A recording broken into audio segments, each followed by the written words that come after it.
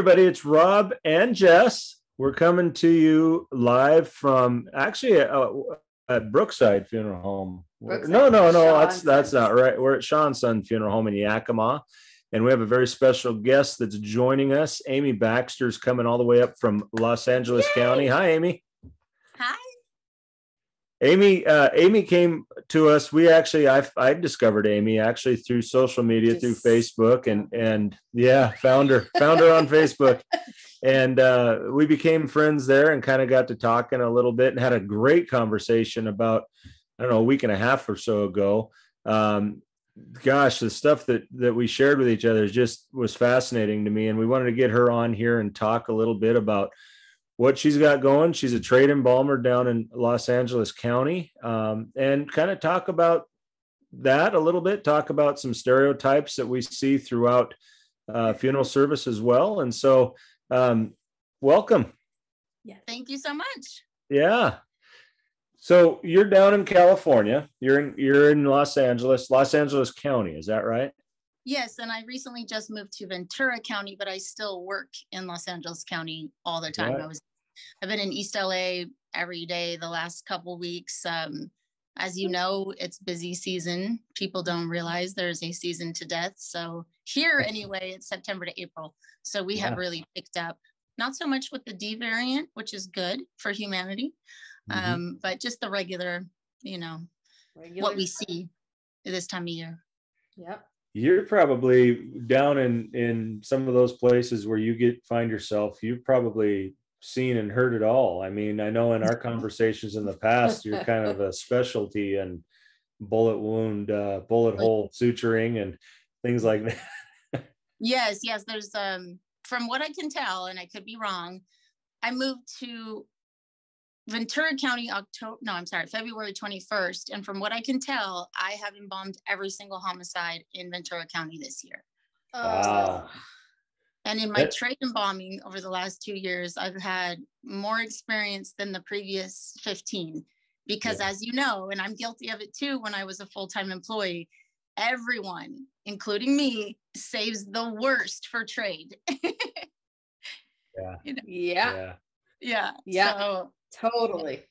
Every edematous, jaundice, decomp, skin slip, post-harvest,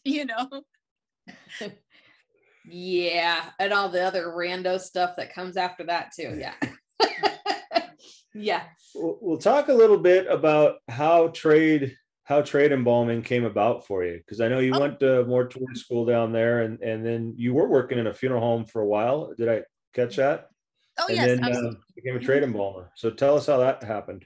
Yes. So I hope she doesn't mind me shouting her out with her full name, but Jessica Molina is an amazing embalmer, also in Los Angeles County. And we worked together at Mount Sinai, which is a Jewish funeral home in Hollywood Hills. Okay. And I was living in Burbank, and, I touched on it with you in our conversation. This is now a degree required program. There's a 2-year apprenticeship. We all have the student loans to prove that we have the education, but we are still treated as and paid as a trade, even if we're not a trade embalmer. And so I had one full paycheck per month going to rent, which was an illegal studio over a garage in Burbank, California. Wow. And, it's, 17 years later, duly licensed, degree in mortuary science, restorative artist, all kinds of experience in everything, first calls, EDRS, funeral, everything you can think of, on corner call for 14 months straight. You've seen it all, and you're still you're at or above the line of poverty, barely.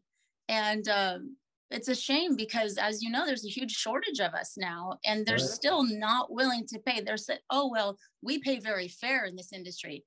Okay, that still doesn't mean it's a livable wage. Los Angeles County just surpassed the Bay Area as the most expensive county in California. And my whole life had to have 2 jobs to be able to afford to be a mortician, because as you know, if this is your passion, you're going to find a way to work in this field and help people and, do your art in the back and then be empathetic shoulder in the front, So trade embalming, Jessica was a coworker of mine at Mount Sinai. It was December 2019, so right before The whole world changed. And she said, "What's wrong?" And I said, "I'm just so bummed because I can't even afford to get my granddaughter a Christmas present this year." And she's like, "Oh yeah." I said, "Yeah, I mean, I don't know. I guess I'll go pick up something seasonal, like maybe, I don't know, go hand out samples at Costco or I don't know." And she's like, "Why don't you just do trade?" And for those that don't know, I'm a PK. Lots of us in this field. I'm a preacher's kid. I'm a rule follower. I thought it wasn't allowed. And she's like, "Oh my God, just don't tell them." So I consulted the handbook. And as I mentioned, Mount Sinai is a Jewish funeral home. And everywhere I work and was working at the time, right after that, was Catholic. So it's not a competitor. And all it said was, don't work for vendors or competitors. So I didn't tell my boss, but I started doing trade at Jessica's prompting, and that whole decision changed my life. So I really give her all the thanks. But I was working so much that I would work all night and then just roll into my 7 a.m. shift at Mount Sinai, do that, and then go again. And I would just do it till I started seeing things. And I'm like, which was happening last night. My blinds were moving. I kept adjusting. I'm like, "Oh, that's you, girl. You need to go to bed." Been there. Yeah. So that's how that started. So that decision came just before the world changed on us with COVID. Yeah. And then COVID hit. Oh. Los Angeles County, COVID-19. Oh my gosh. What was it like? So in hindsight, it's a little upsetting because, as most of the world knows now, and you probably do too, they knew I was trying to use up my end of year benefits. And so I was going to the doctor a lot in December. Every time I went, they would say, "Have you visited China in the last 2 weeks?" I'm like, "No, I keep telling you, stop asking." But now we know why they were asking that. And we were noticing, like, how is everyone dying of pneumonia this year? Like, what's going on? And it's respiratory. We know now that was COVID. So I thought, wow, I've hit the jackpot. I went into trade right when there's so much business. I'm going to be rich. But unfortunately, it was a pandemic. So it was intense. It was very intense. And I shared with you some of the statistics. Don't quote me, but from what I've heard and understand, from March 2020 to December 2020, there were approximately 1,000 COVID deaths per month in Los Angeles County. But then in January 2021, likely due to people kind of ignoring the rules and getting together over Christmas, we had 4,000 deaths from COVID in Los Angeles County. We did not have the resources, neither did the medical field. There weren't enough ambulances. Some people were dying simply because they couldn't get an ambulance. And in addition to doing trade, I also cover shifts for my old job at Mount Sinai. And we had people calling, tearfully begging. My dad died 4 days ago. He's still in my home. I know you're not the mortuary I'm going to use. Can you please come get him? And we just did not have the drivers, the vans. The morgues were full. The coroner's office was full. I joked around, if you need to murder somebody, come do it in LA, because they're not even posting people. They don't have time. And that's when the National Guard got brought in and brought, I think, 6 refrigerated trucks for the LACC, the Los Angeles County Coroner's Office. And everywhere I worked, I mean, we had refrigerated trucks. They eventually, out of necessity, padlocked all the doors, put signs on the door. If you need assistance, call this number, all phone appointments, because they had to use the lobby, reception area, slumber rooms, catering area, managers' offices as storage for the bodies, which we put 2 to a shelf, head to toe, and built wire racks from Lowe's and Home Depot. And I mean, you just couldn't even squeeze in. You're embalming and you've got like all these tables squeezed up against you. And, you're using a trocar to fish embalming fluid off the shelf because you can't get over there. Wow. And I'd have people on my table that had already been deceased 6 days, full decomp, skin slip. You start wearing the respirator for the smell, not the chemicals. Yeah. Wow. It's amazing. Ugh. Is it slowing down at all, or is it still pretty steady? It did for a little while. And I don't know what this says about American healthcare, but we noticed a slowdown in the general death toll you know, we were getting tons of COVID cases and very overwhelmed, but the general death toll went down because people were too scared to get their regular health care. So Yep. what does it say about American healthcare? That if you stay out of the doctor's office and hospital, there's a lower mortality rate. But, you know, it's pretty scary. We saw so little of like heart attacks, strokes, like the normal thing that we normally see as far as common passings, you know, Right. We saw so little of it for a year, the whole year. It was just like pneumonia, COVID, pneumonia, COVID. And I was like, where's everybody else? Where's the car accidents? Where's the drug overdoses? Where's the heart attacks and the strokes and like all the things that, you know, where are all these people? Because I know they're not gone. Right. Like it was so strange to me. I just, and we're still seeing a lot of that where family members were like, I mean, he may have had COVID, but he never had any symptoms, but now he's passed for something else. And now his death certificate says COVID. So it's been interesting. Right. No, we had a lot of people very upset and wanted COVID removed from the death certificate.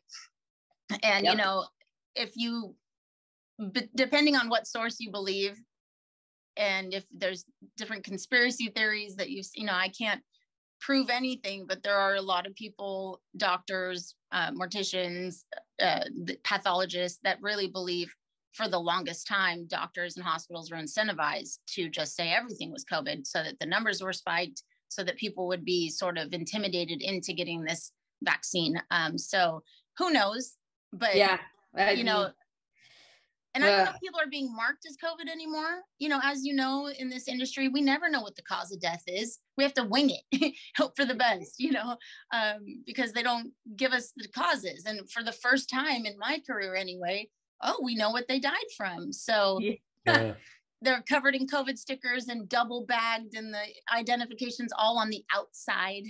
Yep. And, you know, you have to take the ID anklet off the bag, put it on the decedent. But I'm not seeing, I don't know if they just stopped marking them or if it's harder to tell it with the D variant to get a confirmation. I don't really know. But yeah, we've seen a slowdown starting in May of just deaths in general. Yeah. But it's starting to pick back up. And unfortunately, I still did see a lot of homicides. And there were days where every single person I embalmed was a suicide. Oh my gosh. And, you know, we know that a lot of that is due to COVID and what it did to the economy and losing jobs and the increase of child abuse and domestic violence and just homelessness. I mean, the Los Angeles area, we already have such a homeless problem, I think, because the weather is mild all year. But the tent cities, I don't know if you've heard of that, is what we call them. Oh yeah. In like Echo Park, Elysian Park, you know, every freeway overpass, it's just tents and RVs, and it's really sad. It's really sad.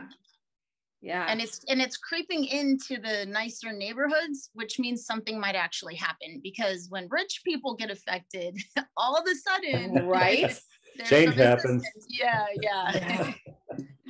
We see a lot of that in the Seattle area too. Like within the last year and a half, 2 years, it's gotten out of control to the point where the news even talks about how the city is dying because like tourism is non-existent because people from outside of the Seattle area no longer feel safe coming in. So it's all very tied together. Definitely. Yeah, the economy just hits you hard. Yep. Yeah. Well, we're having a little feedback there, but it looks like it resolved itself. Internet stability can be fun sometimes. I'd like to kind of move into a little bit about what is the day in the life of a trade embalmer. We've got a lot of folks that listen to the show or watch the show that are like, trade embalmer, right? What doesn't they just work at a funeral home and you know, everybody goes to a funeral home? But that's not the case. There are, in larger cities, there's people that specialize in embalming, and we call them trade embalmers. And tell us a little bit about what that day looks like for you. Okay. Well, for me, I can't really speak for other trade embalmers' experience, but for me, it's a blur. It's not really a day. For example, Monday, I went to work. I left my house around 9. You know, it's 77 miles to East LA where I work a lot. And, you know, that takes about 2.5 hours in LA. So I got to work about, 11:30, and I got home last night at about 4 a.m. So, and the only time I sat down was to commute to the next mortuary. And that's pretty, I think a lot of us, that's pretty typical because you have to work when the work's available. Mm-hmm. And death is real disrespectful of business hours. Yep. So for me, my day was, going to the first location, getting maybe 4 people ready, and friends that aren't in the business. So what time do you get off? We don't know. Yeah. It's totally dependent on the decedents and their cooperation, either with the embalming or the dressing. I have still several decomps from the COVID period. So what maybe people outside of California or New York didn't experience is that not only were people of the impression that this was going to blow over, so they wanted to wait until they could have more than 10 people at the funeral. Are they still doing that in Seattle? Okay. So you have it there too. Yes. So they're delaying the embalming, and everything says pending, and they're delaying the services, which is part of why we ran out of room.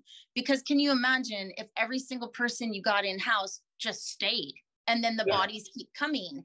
And, a couple of times I had places say, hey, which one was that? And I say, it's my 7th embalming. And they said, we appreciate you.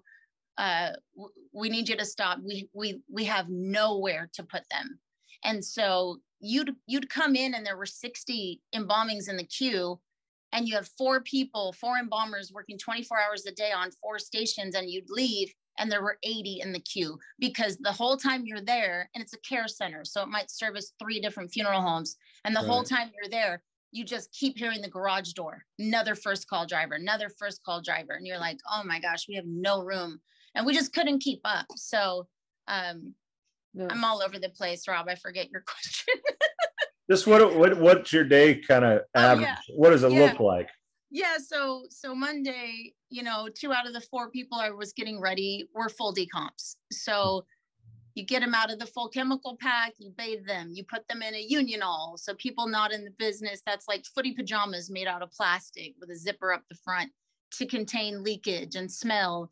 You're putting coffee grounds in the bed of the casket. And I use Arm & Hammer Pet Fresh, and I put different chemicals in the Unionol and in the casket. I put scented powder into pantyhose that I cut into sections and tie knots and use them as little sachets under the body just to control the odor.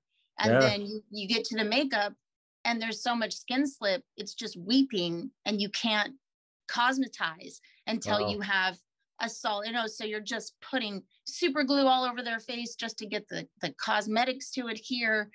Their hair's falling out.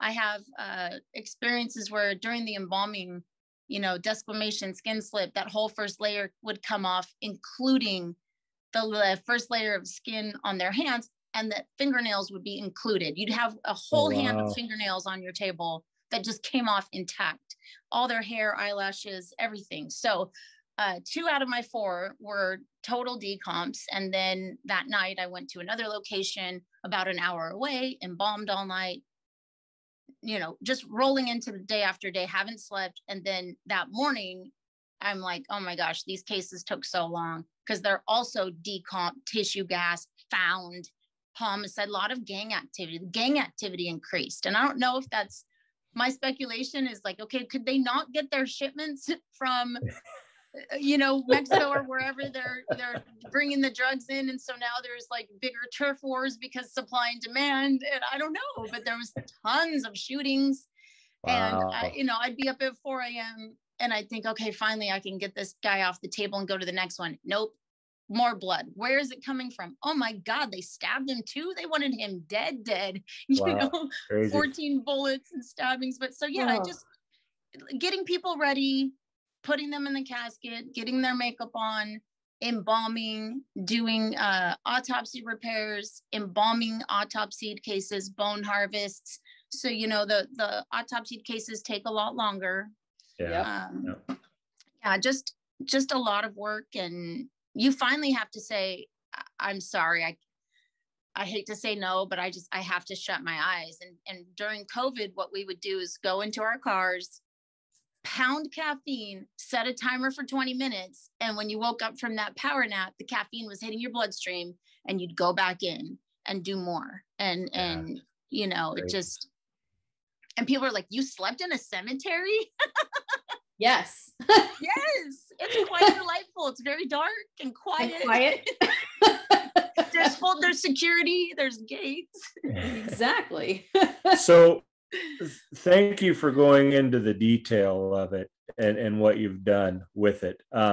It leads me to the question that initially sparked my interest with you, and that is stereotypes. There are so many stereotypes that just funeral directors in general, morticians in general, have put on them, but female funeral directors in particular have even more stereotypes. And the two main ones, and I know there's a lot of them, but the two main ones are both revolving around the looks of what a female mortician, female funeral director should look like. Right. And it's either the gothic look of all black and the boxed bangs, or whatever you call them. What did you call them? The what? Betty Page bangs. Yeah, there you go. The Betty Page bangs. So there's that look, which, a lot of people think that's what a female funeral director has to look like.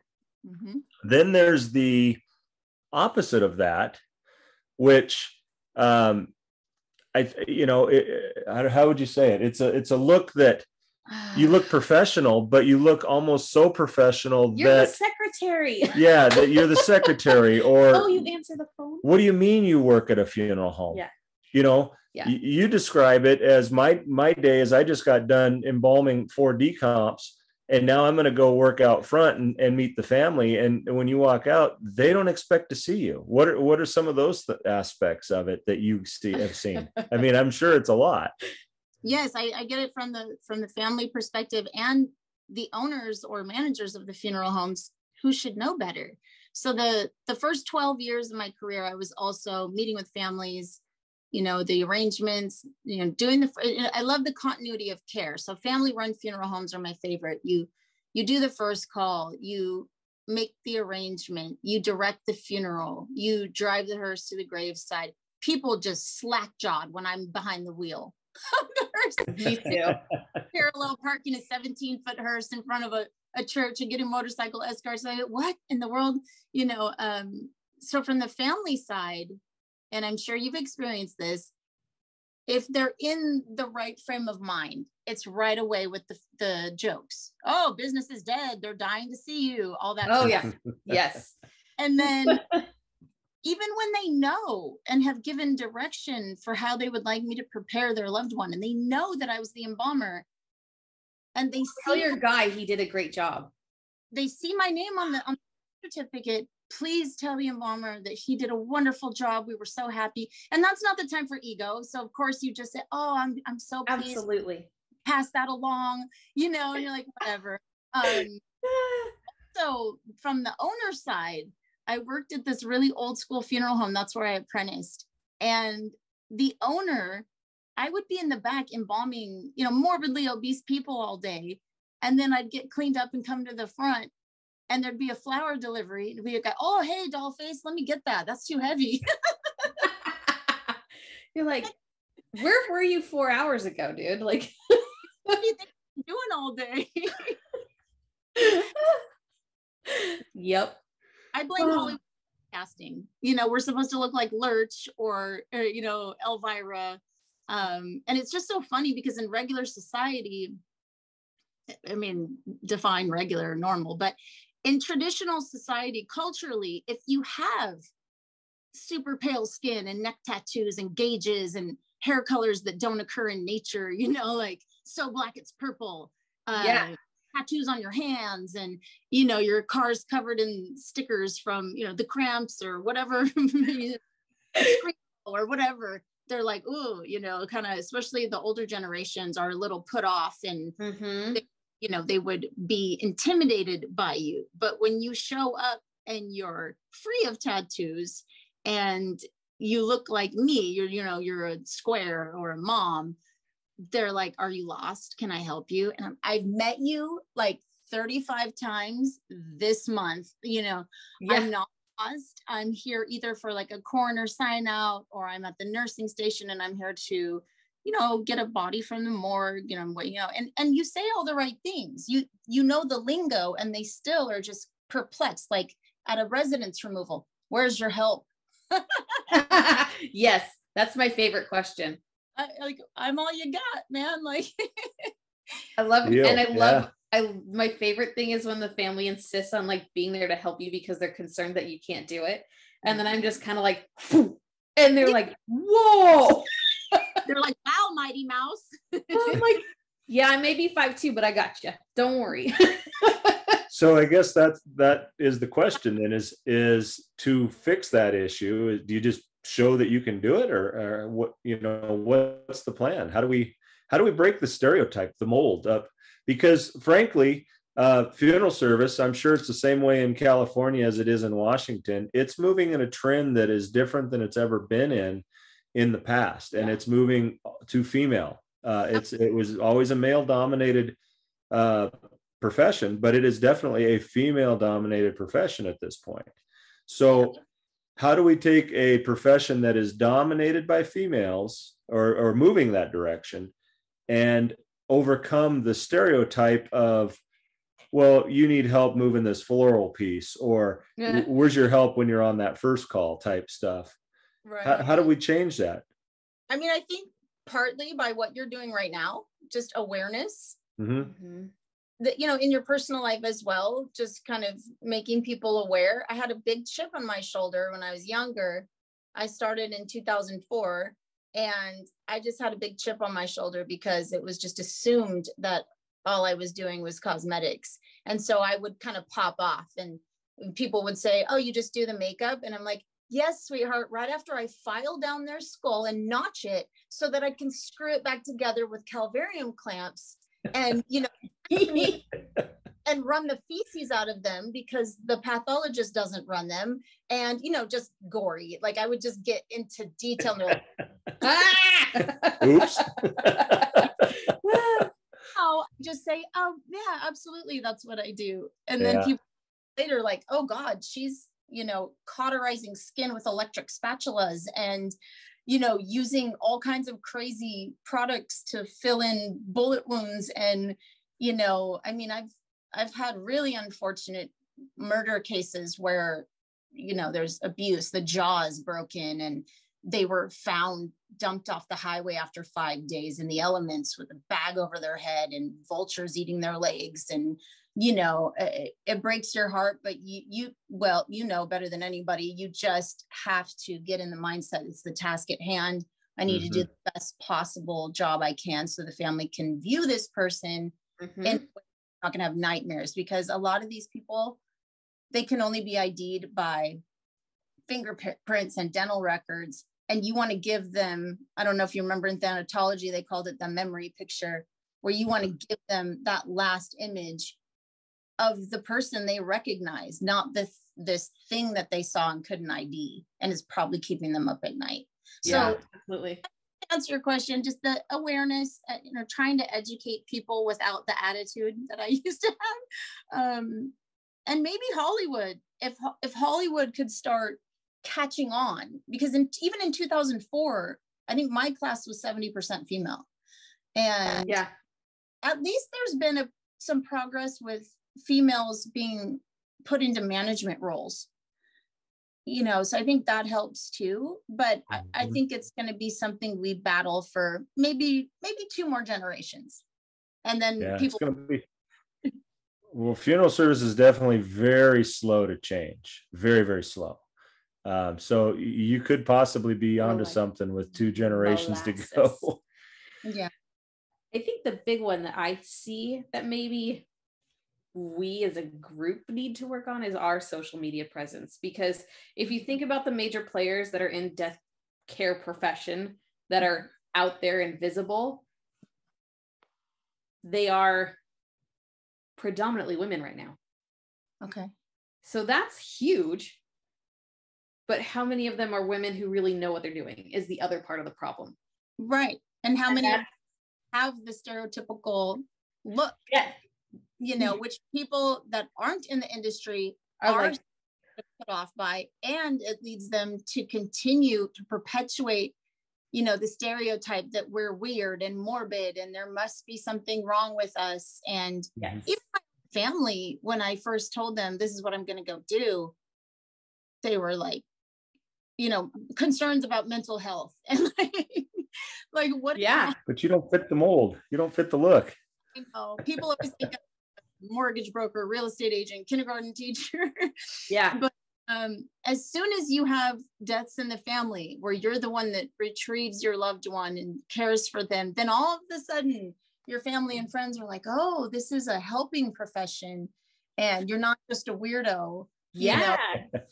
I like to say we pick up where the nurses leave off. You know, they do everything they can to sustain life. And then when it's over, we carry that, you know, I was taught dignity and reverence at all times, and we give them their dignity back. And I think that when people see that more goth look and covered in tattoos, unfortunately, they stereotype and assume that person is, you know, like in some sort of subversive culture and maybe not the most respectful of bodies. And, you know, that's when right. the gross jokes come in. Right. In my role, I am a location manager for a dignity memorial firm. And I'm interviewing people that are intern level. So coming right out of school, one of the questions I always ask them is like, why did you choose this? Like, why do you want this? Because this is not a 9-to-5 job. No. If you're looking for an experience where like you come in at 9 and you go home at 5 and you have a very set schedule, like we're going to end this conversation here. Shut it down. Like we're done. Sorry. But one of the things that always like I find comes up with the younger group is I was always just very interested in death. And I'm like, here's my red flag going like this. Like, wait, what?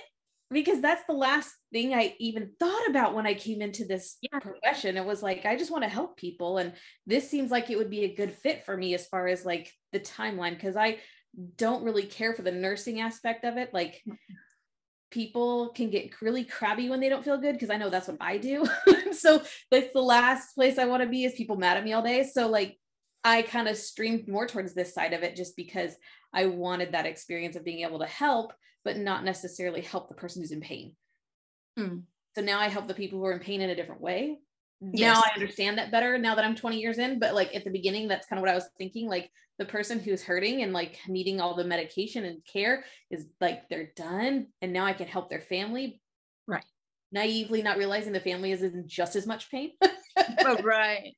So it was kind of funny how I landed there, but I find when I ask that question though, that whole concept of, you know, oh, I was just really interested in death, or I really was just fascinated by like, you know, taxidermy, or, you know, whatever. These are literally questions that I ask and people actually say to me. And I'm like, wait, what?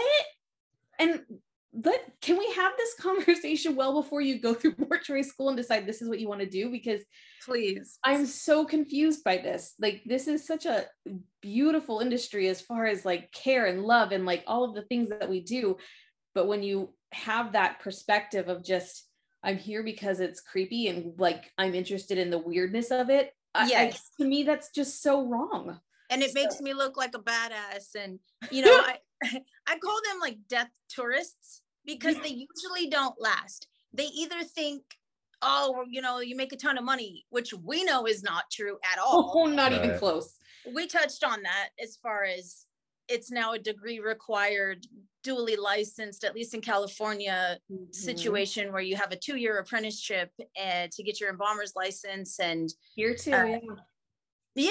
And people will still say, oh, did you have to go to school for that? Yes. And I'm like, no, they let me just cut into bodies and willy-nilly mix chemicals and hope for the best. I just wing it. You know, like I have no idea what I'm doing. Fake it till you make it.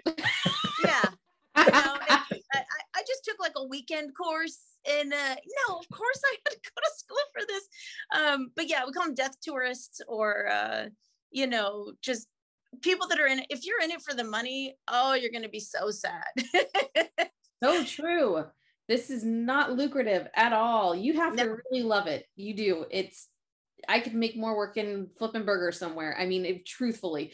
And so it's funny when people say that to me. Oh, you must get paid really well. No, not really. It's part of why I went into trade. So I was a single mom for 13 years, and this is my passion. And I was mentioning to you, you know, before we jumped on here, I had to have 2 jobs my whole career to be able to afford to be a mortician.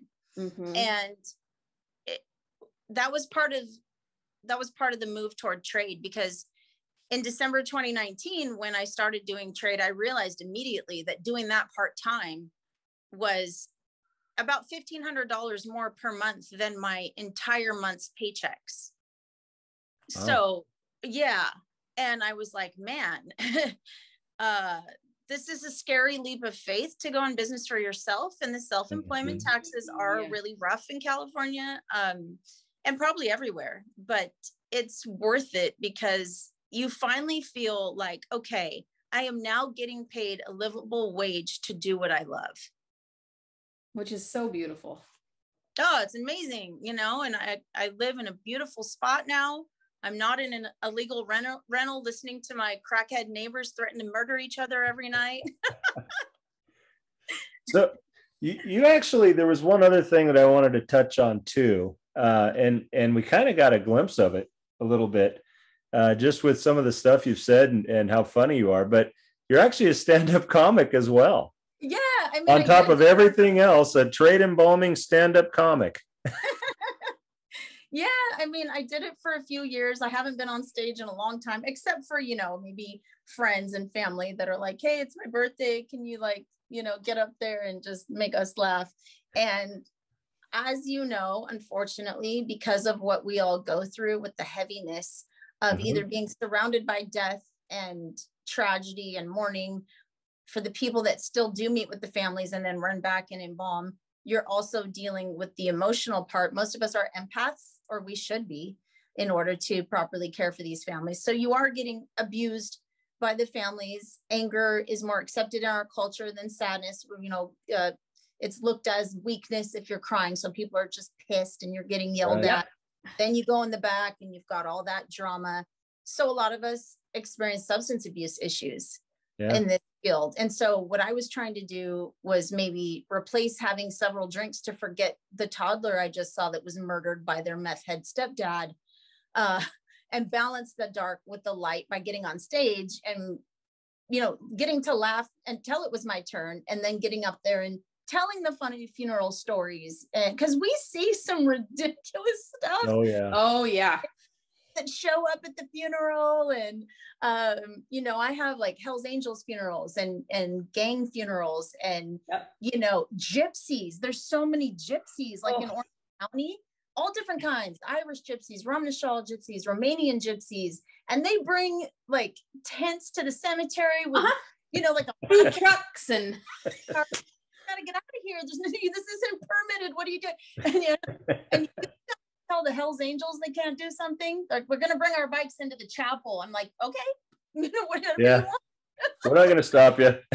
Not gonna. So I tell some jokes, and it would kind of lighten that heaviness. But you know, I'm too busy now. I mean, I'm not gonna never say never, even though I just said it twice. I always think that's a funny saying. Never say never. Well, you just said it. But I might get back up there. I certainly have a lot more material now. Sure. Yeah. Well, Amy, this has really been a lot of fun for me. This is my second time getting to talk with you. I've enjoyed both. Jess. Yes. We love having you on. It's been a real blast. How can somebody reach out to you if they want to email you questions or just want to hear your perspective on something? Absolutely. So you can reach me at amy@baxterembalming.com. My last name's Baxter. So it'd be AMY at B like boy, AXTER, embalming. If you don't know how to spell that. And you shouldn't be an embalmer. Yeah, be an embalmer. Go to school. ing.com. So Amy at baxterembalming.com. I'm still working on my website. It hasn't been worth paying for the hosting because this is word of mouth. Nobody's going to just click on, baxterembalming.com and go, yeah, we'll try her out. They have to trust you to let you in, give you keys and codes. But I'm happy to answer any questions, especially for prospective students who I no longer tell to run because we need you. But I'm getting to know you, Jess, and talking to you again, Rob. Thank you so much for having me. Yeah, no, it's been a real pleasure, and we can't wait to get you back on. We'll do this again. Maybe, hopefully, get you up here to Washington one of these days and do a little seminar for us or something. Absolutely, and we can do an update with the call it COVID 2.0, the D variant. See how it's woo! Then the OG COVID. Yeah. Well, thank you again, Amy Baxter for Baxter Embalming. Thanks for coming on and joining the conversation. Thank you so much. Bye, guys.